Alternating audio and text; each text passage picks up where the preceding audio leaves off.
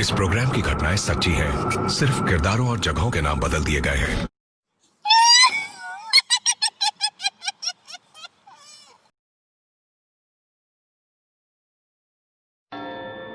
ये बात 1971 की है। अमेरिका में ठंड बहुत बढ़ रही थी और इसमें रॉजर्स और कैरोलिन मॉन्स अपनी 5 बेटियों के साथ अमेरिका के रोड्स आइलैंड के एक फार्म हाउस में रहने आए थे और शायद यही उनकी ज़िंदगी की सबसे बड़ी गलतियों में से एक थी।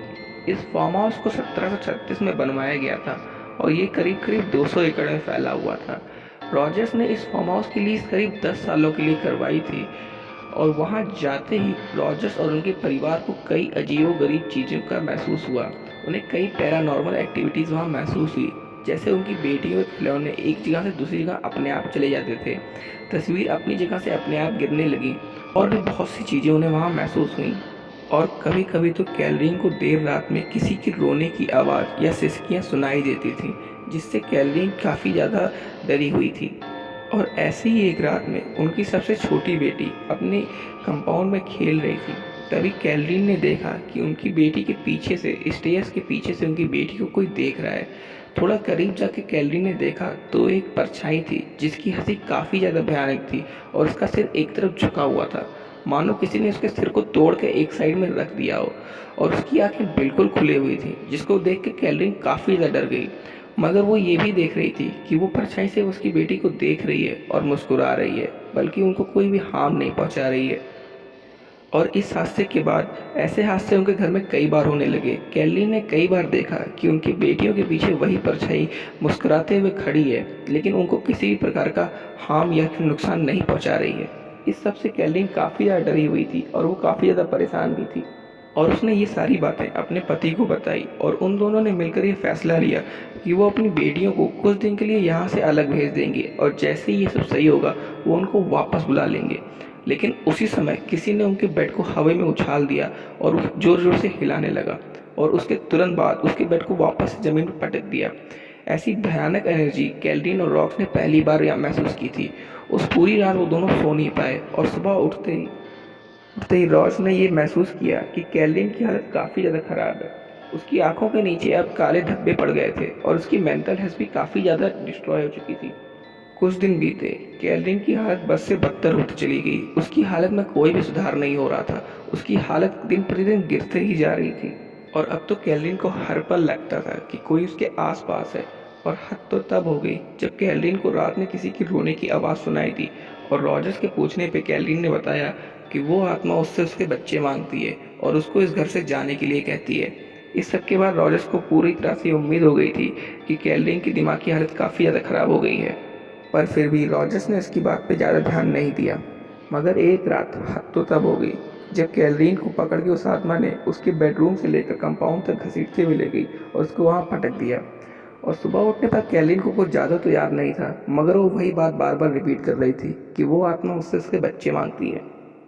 और उसी रात कैलरीन को कुछ ऐसा महसूस हुआ कि जैसे कोई उसका गला दबा रहा है और जब उसने आंखें खोली तो उसके ऊपर वही एक आत्मा खड़ी हुई थी। और शायद अब कैलरीन पूरी तरह से पोजेस हो चुकी थी और उस रात के बाद मानो कैलरीन कैलरीन रह ही नहीं गई थी। उसका किसी भी काम में मन नहीं लग रहा था और उसकी फिजिकल हेल्थ भी काफ़ी ज़्यादा ख़राब हो चुकी थी। उसकी आंखों के नीचे धब्बे पड़ गए थे, उसके बाल हमेशा खुले रहते थे और वो कपड़े भी काफ़ी अजीबोगरीब ढंग से पहनती थी। और इसके बावजूद उसे कोई भी काम दिया जाता तो वो काम पूरा नहीं करती थी। जैसे कि जब वो किचन में जाती तो सब्जी काटने के बजाय उसने कई बार अपने हाथ काट लिए। जब वो कुछ लिखने बैठती तो वो पेन से अपने ही हाथ में छेद कर लेती। और इस सब को देखकर उसकी बेटियां और रॉजर्स काफ़ी ज़्यादा दुखी और डरे हुए थे। इसके बाद उन्होंने फैसला किया कि वो उसका इलाज किसी सरकारी अस्पताल में करवाएंगे।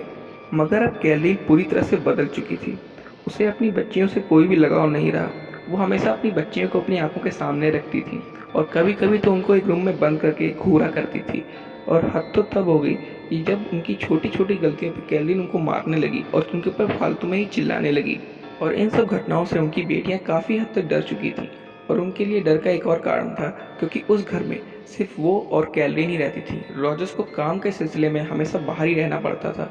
और ऐसे ही एक दिन जब रॉजर्स अपने घर लौट के आया तो उसने देखा कि उसकी सबसे छोटी बेटी दरवाजे के पास बैठी हुई है और काफ़ी ज़्यादा डरी हुई है। रॉजर्स जब उसके पास गया तो उसने देखा कि कैलरीन उसको पकड़ के उसके बाल खा रही है और ये बहुत ही डरवाने वाला दृश्य था।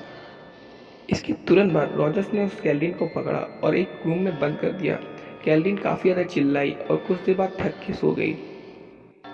कुछ समय बाद कैलरीन को दोबारा होश आया और वो वापस से वही बोलने लगी कि वो आत्मा उसकी बेटियां चाहती हैं और वो उसको यहाँ से भगाना चाहती है।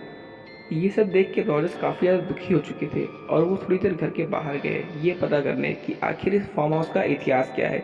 उन्होंने अपने अड़ोसी पड़ोसी से पूछा कि आखिर इस फार्म हाउस को बनवाया कब गया था, इसका इतिहास क्या है। उनके एक पड़ोसी ने रॉजर्स को बताया कि उनके पहले वहाँ पे एक लेडीज़ रहती थी जिनका नाम मिस सेल्स था। उनके तीन बेटियाँ और एक बेटे थे, मगर अचानक उनकी तीनों बेटियों का निधन हो गया। पुलिस को ये लगा कि पहले वो एक सुसाइड केस है, फिर कुछ छानबीन के बाद पता लगा कि नहीं वो मर्डर है और उनकी सबसे छोटी बेटी की मौत तो काफ़ी निर्दयी तरीके से हुई थी। उसके सिर में एक कील ठोक के उसको मारा गया था। लोगों को पूरा शक उसकी माँ पे था, मगर कोई सबूत नहीं मिला जिसके कारण वो बाइज्जत बरी हो गई और इसके बाद उसके लड़के का भी कोई पता नहीं था। मगर कुछ दिन बाद ये पता लगा कि उसकी माँ एक ब्लैक मैजिशियन के साथ मिलकर अपने पति की आत्मा को दोबारा इस धरती में बुलाना चाहती थी, जिसके कारण उसने अपनी तीनों बेटियों को मार डाला था। और कुछ सालों बाद उसकी माँ को भी ये विश्वास हो गया कि उसने ये सब बहुत गलत काम किया है और उसने भी एक पेड़ से फांसी लगा के अपनी जान दे दी। और अमेरिका की पूरी पुलिस ने इस पूरे केस को एक सुसाइड का रोल देकर यहीं पे समाप्त कर दिया। इस पूरी बात की जानकारी रॉजर्स को लगी तो उसने ये बात को पता किया कि क्या ये सारी घटनाएं सच्ची हैं, और पुलिस स्टेशन में जाने के बाद उसको पता लगा कि हाँ ये सारी घटनाएं सच्ची हैं। और इसके बाद वो जान गया था कि ये सारी मेंटल इलनेस के कारण नहीं हो रहा है, बल्कि ये तो एक पैरानॉर्मल केस है। आगे की कहानी हम कंजूरिंग सेकंड पार्ट में लाएंगे, जो कि इसका लास्ट पार्ट होगा। सो दोस्तों, मेरा आज का सवाल ये है कि क्या आपको इस तरह के एनिमेटेड वीडियो अच्छे लगते हैं? क्या मैं आगे भी ऐसी सीरीज़ लाया करूं? अगर हाँ तो हमारे चैनल को सब्सक्राइब कर दीजिएगा, लाइक कर दीजिएगा और शेयर इफ़ यू वांट।